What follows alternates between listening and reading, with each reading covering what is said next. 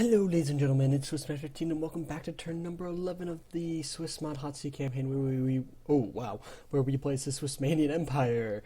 In this turn we'll be mobilizing for war and you will see it's going to be quite exciting, but first you're going to take 2 settlements. It's going to be really awesome, so let's go straight into it.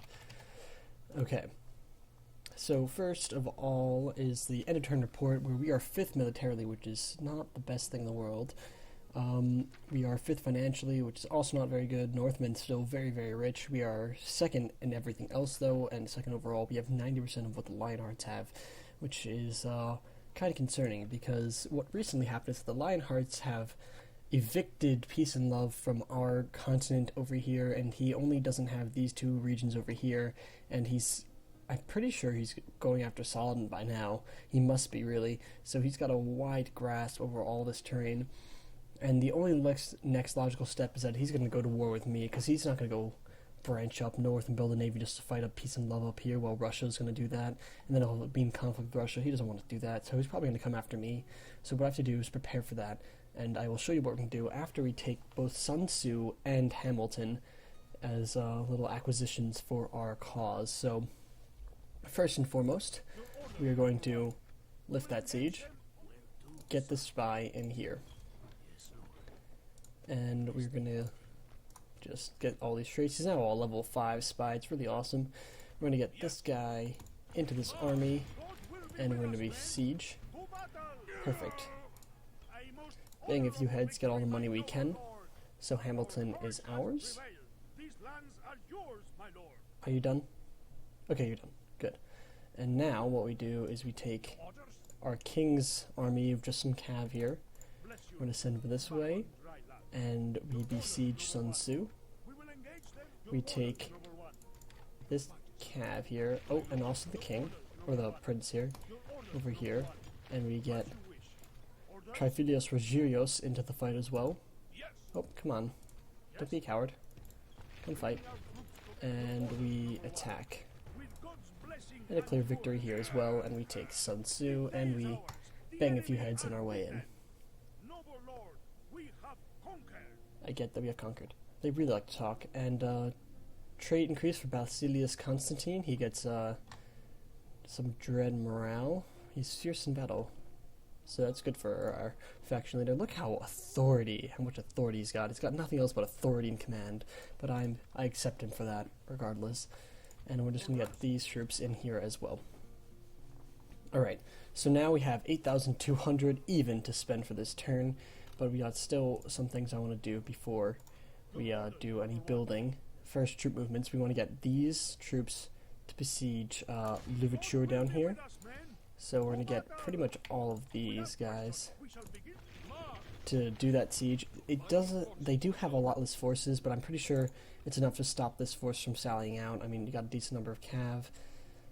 If he does sally out, I mean, it's not the worst thing in the world, but it will be a setback. But I'm hoping that this is enough of a force to keep him contained inside Louverture for now.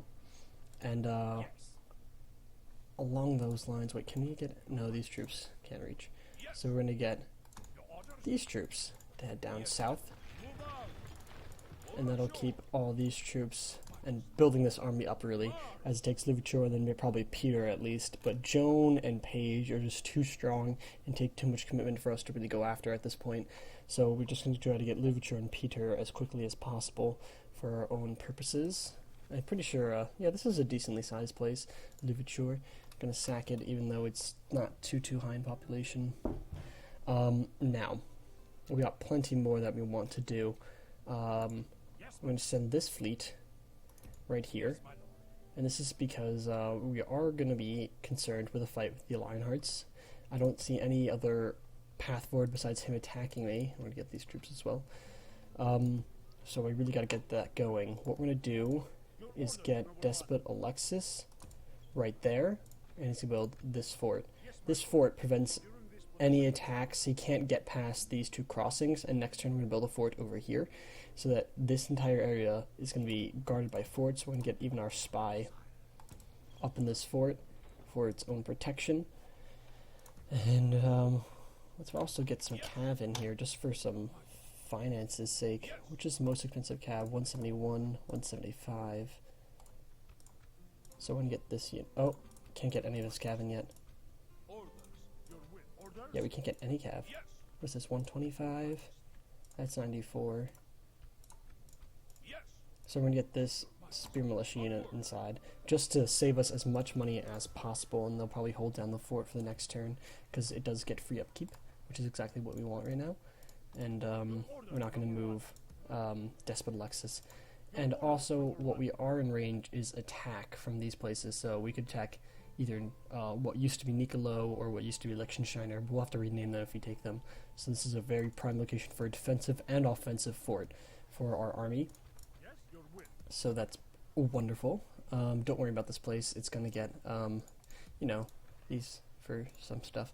And we'll get Rogerius, Trifilios Rogerius back in Augustus just for the population bonus and stuff, which will be great.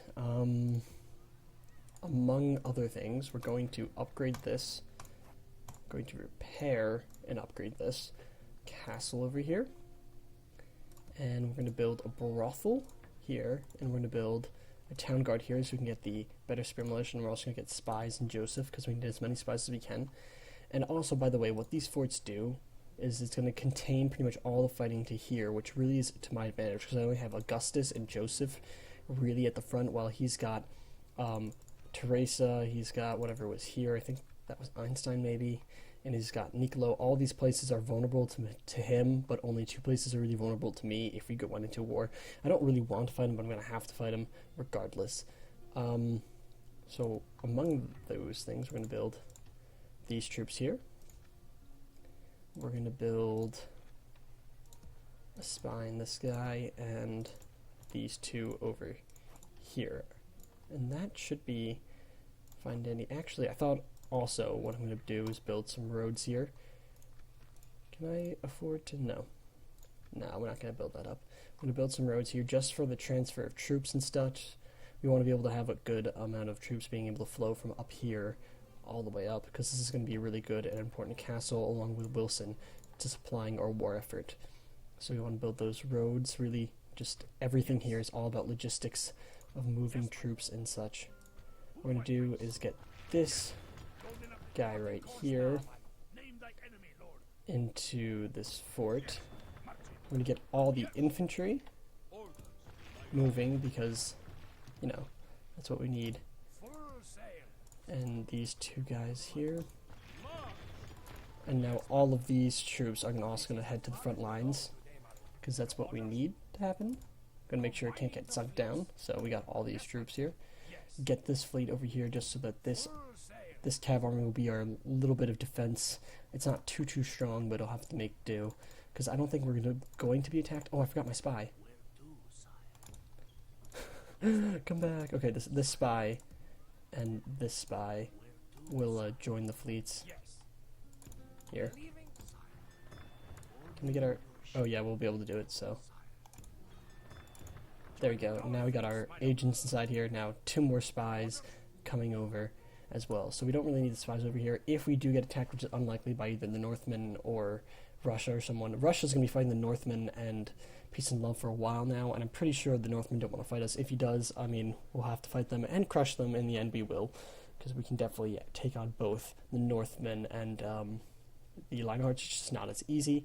And currently the Moors over here are tied up in a war with Venice, so I don't really have too much, the desert hobos I mean, with the Dutch Empire, so I'm not too concerned about that. So we spent all our money, we got all our ships have moved, which is perfect, so we're in a great position.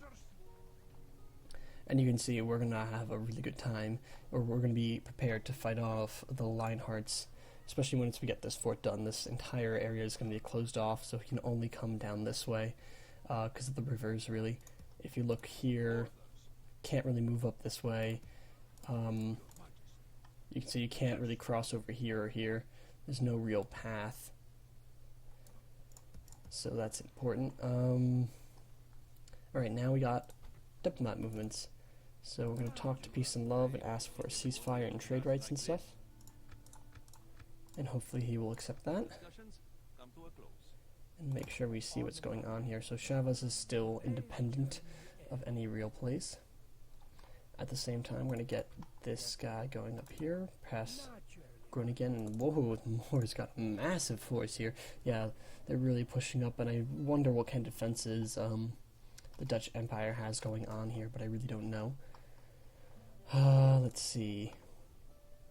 I guess we're gonna keep this priest here for now. I mean, I could try and convert this populace just to get higher taxes, but what do we got? High tax rate here, very high, so it doesn't seem to be too much of an issue at this time. And we're gonna get that built next turn along with this ballista maker and along with 5,600 florins, which would be a nice, ooh, we're also gonna get these peasants. For the defense of the island, of course, you know. Anything's gonna help us. A little less money for next turn though. That's alright, I'll live.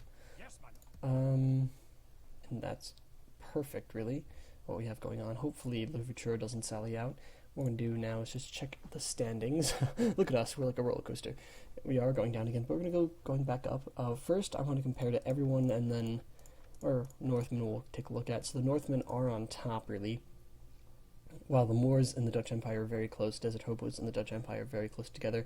Russia also skyrocketing, and peace and love really on the decline, so I hope they can fight off the Russians, because the Russians are up there with me and Lionhearts as the top factions of the day right now. Militarily, let's see, the Lionhearts do have us outmatched currently militarily, and that's even worse considering that we have a lot of our military invested as a naval bit, so we want to increase our naval capacity as much as we can. Hopefully with these two new regions, that'll give us a nice edge over the Lionhearts in the next coming turns. We got to make sure we can beat them, because it's gonna be a really dead hard even fight between us and Lionhearts. And wow, peace and love losing so much military value. Oh my god, they're so weak. I really hope they can pull back after that, because Russia's way up here. Dutch Empire has pretty much recovered from his previous defeat against the Desert Hobos. Production, no one really cares. Territorially, me and Lionhearts are now tied, but actually it's not taking into account the two new regions I have, so we're actually going to be up at 10 while he's down at 8. So that's nice, but he'll probably take these two regions and hopefully once again be quite even. Oh my god, this is going to be scary. I don't know who's got a better edge here at all.